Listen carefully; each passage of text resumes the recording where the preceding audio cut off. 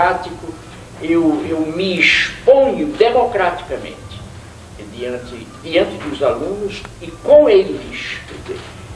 Eu os chamo a expor-se também. Aí seria o aspecto dialógico da proposta da pedagogia do oprimido. Exato. Não? Por exemplo, na pedagogia do oprimido, eu sou até um pouco, às vezes, duro com relação às lideranças revolucionárias e políticas que se sentem proprietárias do saber revolucionário e que desprezam completamente o saber, as dúvidas, os medos, os sonhos, as aspirações das massas populares. Entende? Isso não é revolucionário coisa nenhuma, isso é reacionarismo. E eu denuncio isso fortemente na pedagogia do oprimido.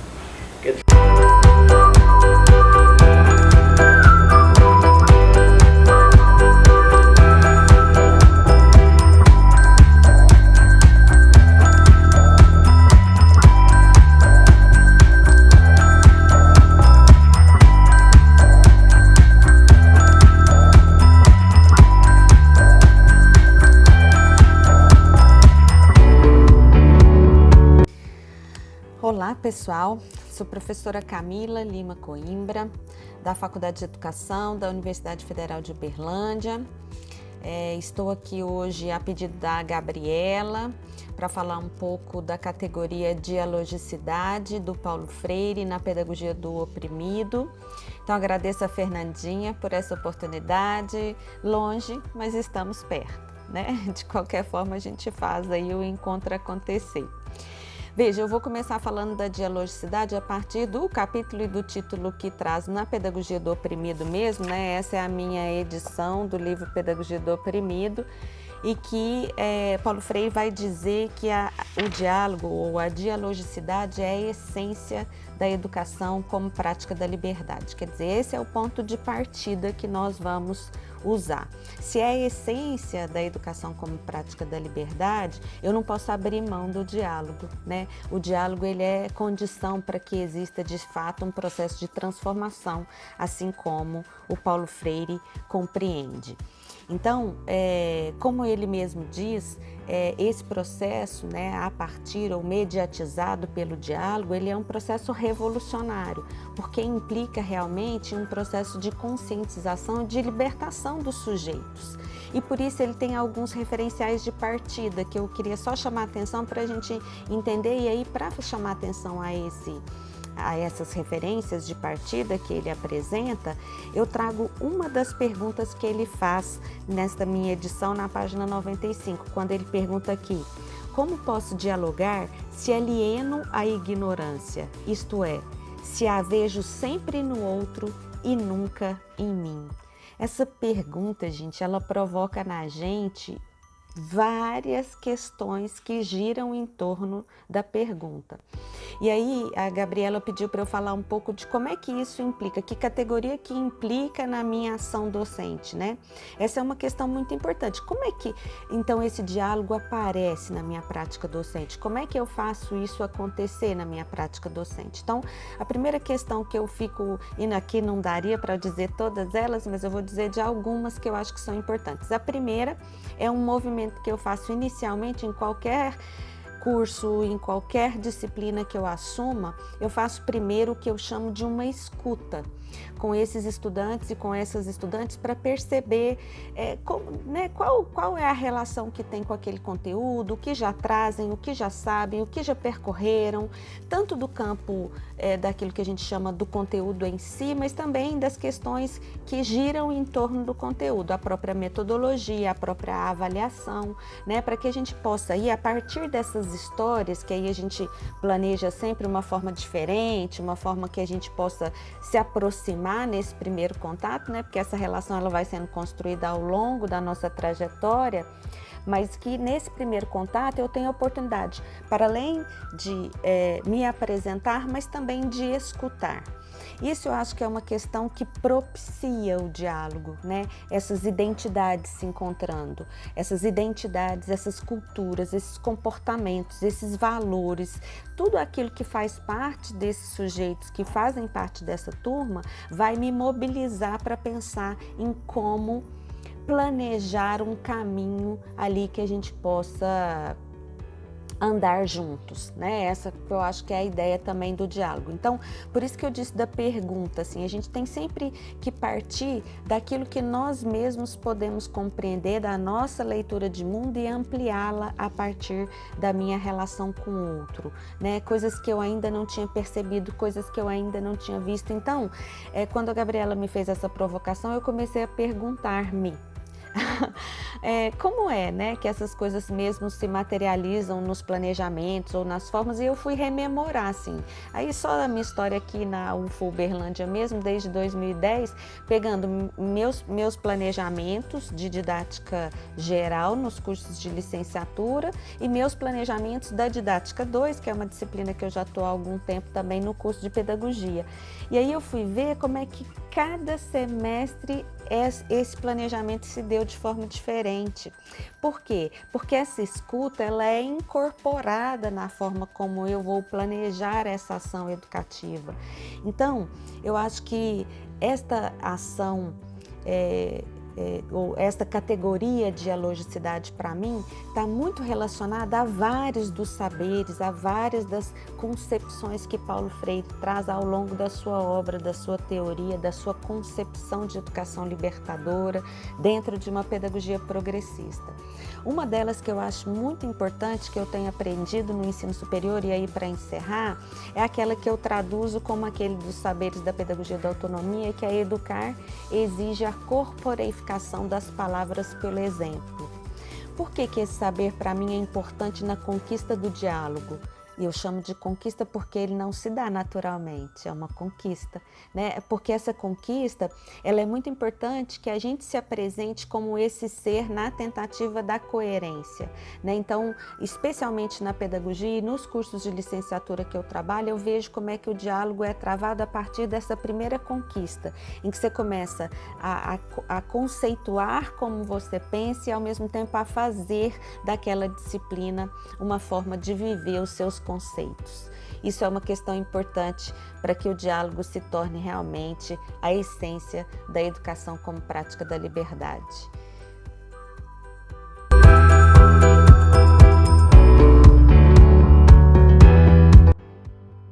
Olá, meu nome é Clarice Carolina Ortiz de Camargo, eu sou docente do Colégio de Aplicação da Universidade Federal de Uberlândia, área da alfabetização inicial, desde 2010 e atuo como profissional da educação há 24 anos.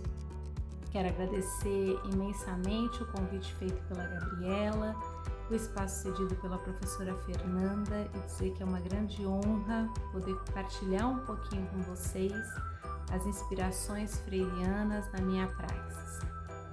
Quero dizer também que fiquei muito feliz em perceber que Freire ocupa, né, esse lugar e esse espaço de problematização e de reflexão nos cursos de formação dentro das universidades públicas. Então, isso é uma grande alegria, visto que Freire é um patrimônio nacional. E aí, trazendo então praxis enquanto unidade dialética entre teoria e prática, ou seja, uma inter-relação entre teoria e prática que visa transformação, né? Então, é uma ação, reflexão que orienta e que retroalimenta uma nova ação, uma nova reflexão. Então, é um movimento contínuo e permanente. E essa teoria prática indissociada, ela é fundada na criatividade, na dialogicidade, na problematização, na leitura de mundo. Gostaria de dizer que as ações, os meus planejamentos, né, a minha forma de lidar com as crianças, ela tem esses princípios como base, né? E uma crença de que a educação ela é um exercício permanente e contínuo de cidadania e democracia. Ou seja, se ela é esse exercício permanente e contínuo, ela automaticamente faz a defesa pelo diálogo, pela liberdade, pela esperança, pela autonomia e pela emancipação humana.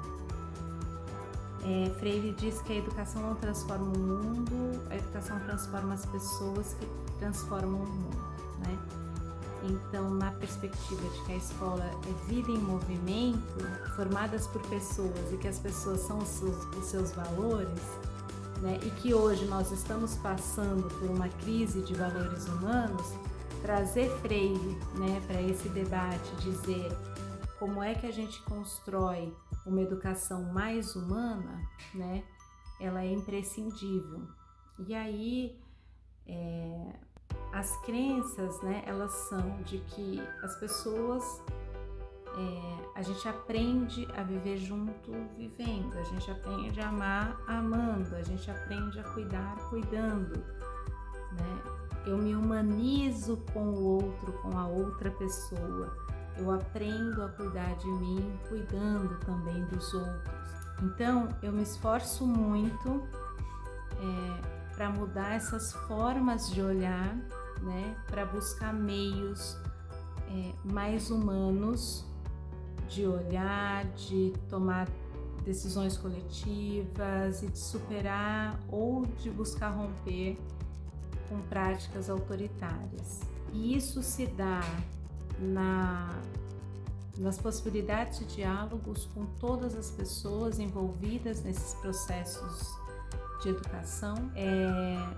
E essas práticas mais democráticas e humanizadoras, elas acontecem seja na forma como eu escolho organizar as carteiras, agrupar as crianças, construir os currículos, como que a gente ocupa outros espaços, né, vai para além da escola, como que a gente reconhece essa individualidade, subjetividade, potenciais e limites, e ainda como é que a gente consegue desenvolver o sentimento de pertença desse grupo. Os espaços e os tempos escolares são representativos de muito controle, eu reconheço, mas quando utilizado com esses princípios, dito que a gente consegue construir aí uma linguagem própria, a gente consegue comunicar, historicizar, produzir, se reinventar, né?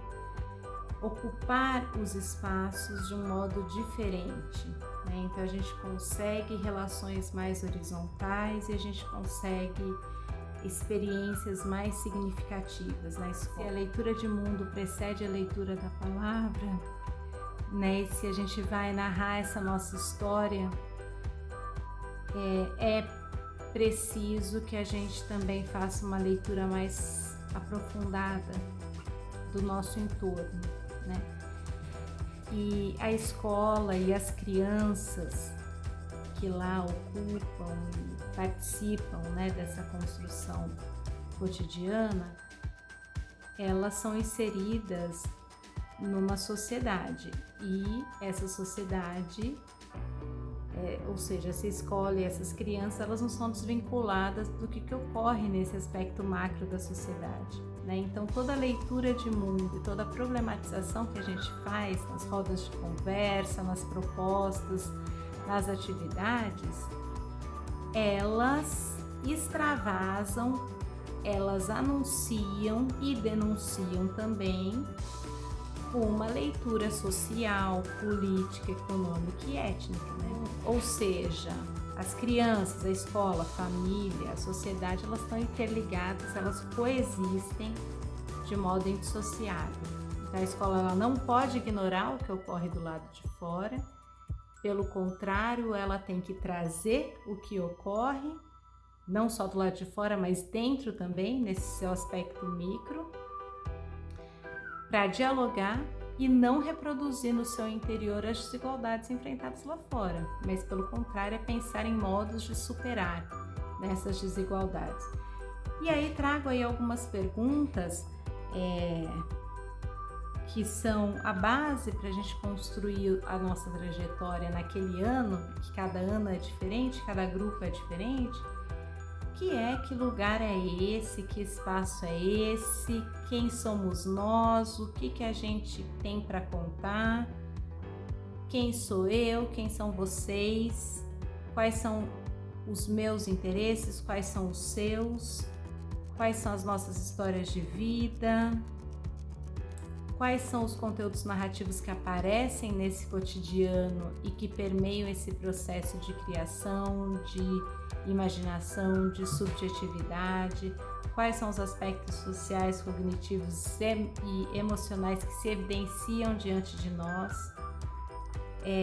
Ou seja, e a partir dessas narrativas e a partir desse olhar, dessas impressões, dessas reflexões coletivas, eu acredito que a gente pode, enquanto escola, contribuir para que cada criança e família se perceba enquanto cidadãos de direitos e deveres que podem e devem viver em uma sociedade justa, igualitária, respeitosa, plural e ética. Eu penso que Freire, ele nos convida, a uma praxis, ou seja, a uma teoria e prática indissociada, que seja permeada e movimentada e alimentada pelas esperanças, pelo convívio saudável, pela dignidade, pela solidariedade, pela construção de vínculos, pela liberdade, pela autonomia, pela pluralidade, pelo protagonismo. Nossos caminhos se cruzem, que a gente consiga, juntos e juntas, caminharmos em prol de uma educação mais humanizadora e mais emancipatória. Muito obrigada.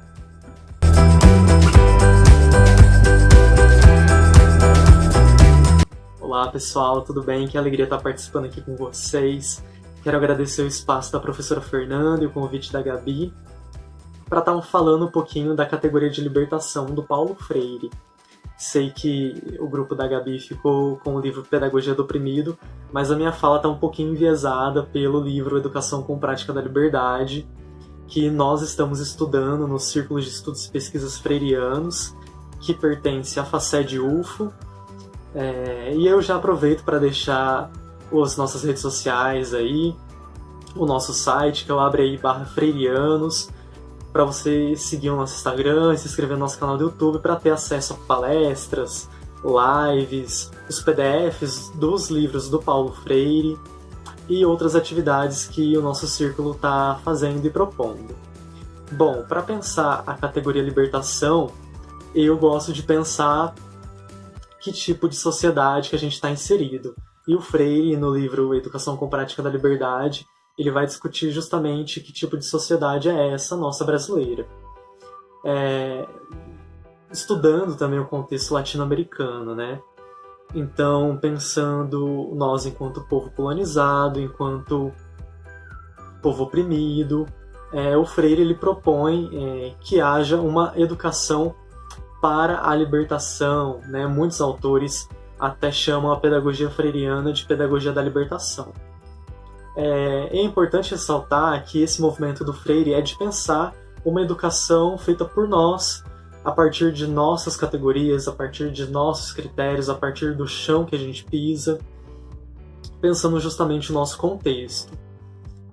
E negando o eurocentrismo, negando as relações de colonialidade que existem, as relações de poder e hierarquia, enfim, pensando justamente uma educação para a democracia, para a libertação, para a autonomia. E é importante ressaltar que não só em Freire que isso acontece, mas em outras áreas de conhecimento também, como a filosofia, como a teologia. E é interessante ressaltar isso porque a parte da teologia me toca profundamente, porque eu, enquanto católico, a mentalidade que eu tinha era de uma religião e de uma espiritualidade muito eurocêntrica, Eu vivia isso. Só que a partir das leituras de Freire, isso foi mudando em mim. Ele me levou a uma outra compreensão do sagrado, né? Um sagrado que parte das relações dos oprimidos, das relações latino-americanas, do nosso contexto. Então, pensar o sagrado a partir desse chão tão sofrido que constitui a nossa realidade latino-americana e brasileira. E não só ele, né? A partir dele eu fui tendo acesso aos livros de teólogos da libertação, de teólogas da libertação, pensando a relação do oprimido não só social, mas também do oprimido em sua sexualidade, do oprimido no seu gênero, na sua raça, enquanto povo. Então, a perspectiva do Paulo Freire foi importante para mim nesse sentido. Ele tem esse livro aqui, que até a professora Fernanda que imprimiu para mim, então obrigado, Fernanda, que se chama Os Cristãos e a Libertação dos Oprimidos, que ele vai tratar justamente disso, como é importante os cristãos terem esse papel fundamental que é uma proposta de Jesus de uma construção de uma sociedade mais justa, igualitária, fraterna, e que possamos viver em comunhão, em relação de igualdade. Então esse livro é muito interessante por conta disso. Ele propõe aqui, o Freire, que a igreja ela tem que ser uma igreja latino-americana que denuncia as relações injustas e anuncia esse novo mundo possível, que é um pensar igreja que ele propõe semelhante ao pensar a educação, né? Uma educação também para a libertação, para a emancipação. Então, essa categoria ela vem muito forte nesse sentido, tanto que no meu projeto de TCC, na minha pesquisa, eu quero falar justamente sobre esses dois aspectos, né? Juntar a teologia da libertação com a pedagogia da libertação do Paulo Freire. Mas nesse sentido, eu não sei se eu usei todo o meu tempo já, meu Deus, mas espero que essa provocação e isso que me atravessa tenha aí do outro lado te provocado um pouquinho também a repensar essas relações, a lutar por uma sociedade mais justa e fraterna, e pensar nesse contexto que é nosso, né? Pensar, seja a educação, seja o sagrado, seja a filosofia, a partir do chão que a gente pisa. E até o lema da teologia da libertação é com os pobres, contra a sua pobreza e a favor da sua libertação. Eu fico com esse lema e com essa proposta de vida e tentando seguir esse caminho.